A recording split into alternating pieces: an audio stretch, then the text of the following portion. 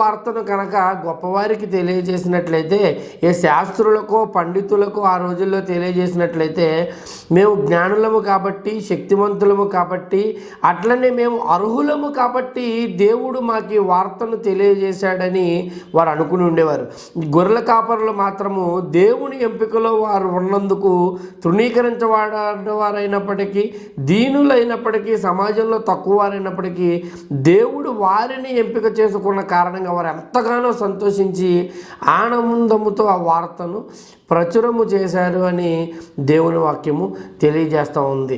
1 కొరింథీ పత్రిక 1వ అధ్యాయము 27-28 వచనములను మనం చూసినట్లయితే, ఏ శరీరయు అతిశయ పడకుండానట్లు జ్ఞానులను సిగ్గుపరచుటకు దేవుడు వెర్రివారిని ఎంపిక చేసుకొని ఉన్నాడు.